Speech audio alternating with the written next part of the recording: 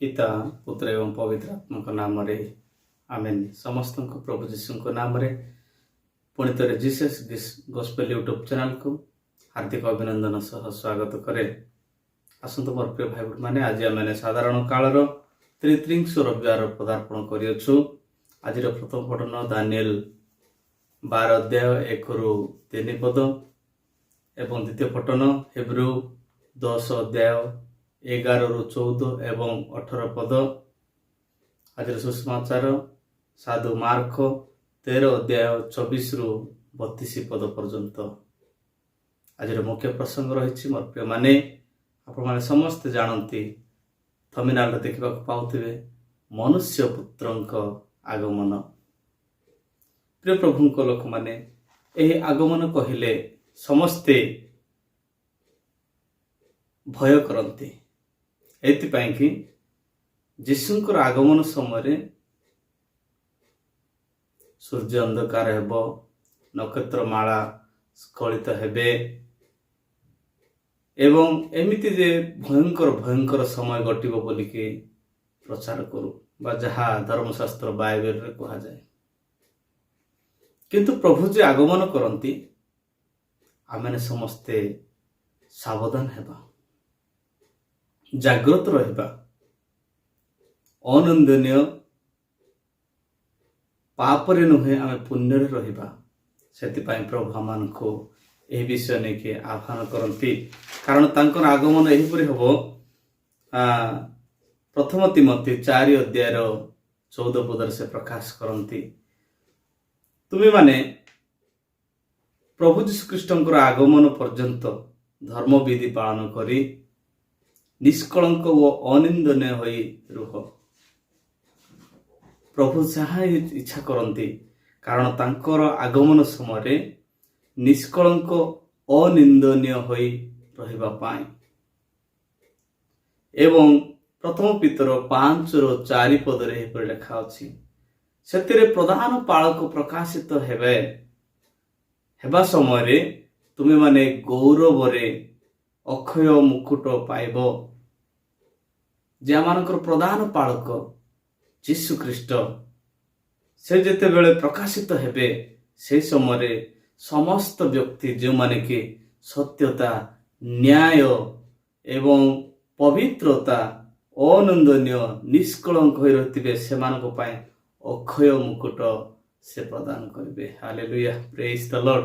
प्रिय प्रभु को लोक माने आमे समस्ते अवगत एवं जानुछु जे ए जो आगमन कहले द्वितीय आगमन कथा समस्ते स्मरण करू।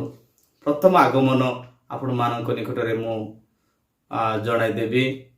प्रथम आगमन प्रभुंकर गोटे चुआ बेशरे माँ मारियांकर गर्भरे से देह धारण कले, जहा जहन 1 अध्याय 1 पद लिखा अछि, आद्य वाक्य थिले, से वाक्य ईश्वर थिले एवं से वाक्य मनुष्य हेले। एवं जहन 1 ରୁ 14 पदरे प्रकाश करे से देहवंत हेले, से शरीर हेले। प्रथम आगमन समय यही पड़ता कुआ कुआ बेशरे से ए पृथ्वी आसिले। किंतु द्वितीय आगमन पराक्रमर आगमन, से आगमन रे लोहा तरले जीव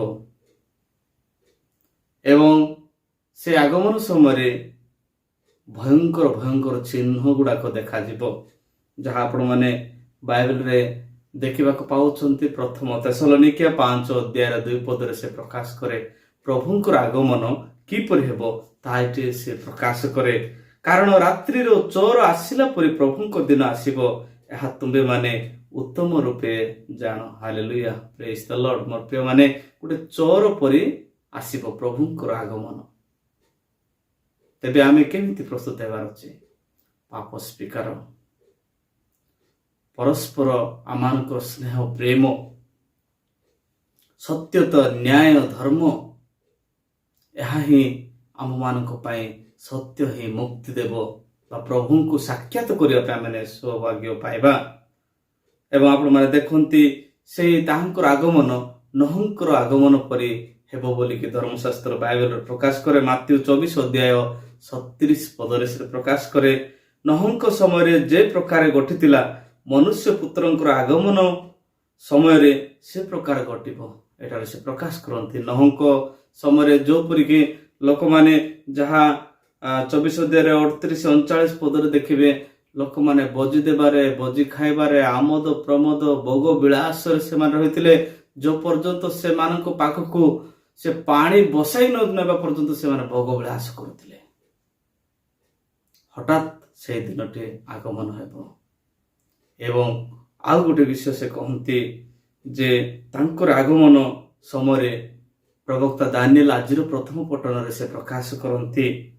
ଦାନିଏଲ 12 ଅଧ୍ୟାୟ 2 ପଦରେ ତାଙ୍କର ଆଗମନ କଥା ସେ ପ୍ରକାଶ କରନ୍ତି।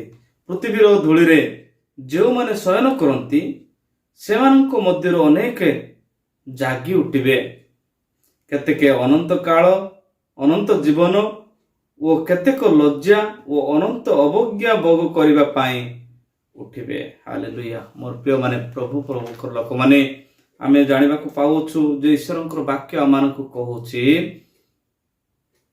କେତେଜଣ ଅନନ୍ତ ନରକ ଦଣ୍ଡ ପାଇଁ, ଲଜ୍ଜା ହେବା ପାଇଁ ଏବଂ କେତେକ ଅନନ୍ତ ଜୀବନ ପାଇବା ପାଇଁ ଉଠିବେ ତାଙ୍କର ଆଗମନ ସମୟରେ ବୋଲି ପ୍ରବକ୍ତା ଦାନିଏଲ ମାନଙ୍କୁ ଈଶ୍ୱରଙ୍କ ବାକ୍ୟ ମାଧ୍ୟମରେ କହନ୍ତି। ପ୍ରଭୁଙ୍କ ଲୋକମାନେ, ତେବେ ଆମେ କ'ଣ କରିବା?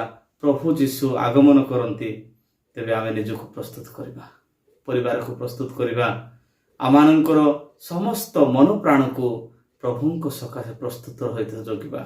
ଭୟ କରିବାର କିଛି ଆବଶ୍ୟକ ନାହିଁ, କାରଣ ପ୍ରଭୁଙ୍କ ନିକଟରେ ଯଦି ଆମର ନିଜର ପାପ ସ୍ୱୀକାର କରିଅଛୁ, ସତ୍ୟତା ଅବଲମ୍ବନ କରିଅଛୁ, ନିଶ୍ଚିତ ସେ ତାଙ୍କରି ଦୂତମାନଙ୍କୁ ପଠାଇ ତାଙ୍କ ରାଜ୍ୟ ନିକଟକୁ ଆମ ସମସ୍ତଙ୍କୁ ନେବେ। କିନ୍ତୁ ଦୁଃଖର କଥା ଏହା, ଯେଉଁମାନେ ପରିବର୍ତ୍ତନ ହୋଇନାହାନ୍ତି, ପ୍ରଭୁଙ୍କୁ ପ୍ରଭୁ ବୋଲି ସ୍ୱୀକାର କରିନାହାନ୍ତି, ପାପରେ ଜୀବନଯାପନ କରନ୍ତି, ସେମାନଙ୍କ ପାଇଁ ଏହି ସମୟ ଏକ ସଙ୍କଟର ସମୟ, ପରିତାପର ସମୟ ହେବ।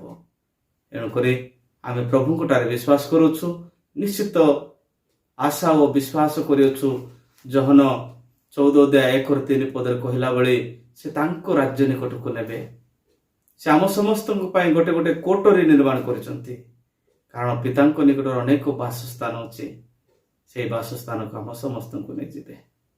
ପ୍ରଭୁ ଆପଣ ବାକ୍ୟ ଦେଇ ଆମ ସମସ୍ତଙ୍କୁ ଆଶୀର୍ବାଦ କରନ୍ତୁ। ପିତା ଓ ପୁତ୍ର ଏବଂ ପବିତ୍ର ଆତ୍ମାଙ୍କ ନାମରେ ଆମେନ୍। ସମସ୍ତଙ୍କୁ ପ୍ରଭୁ ଯୀଶୁଙ୍କ ନାମରେ ଜୟ ଯୀଶୁ।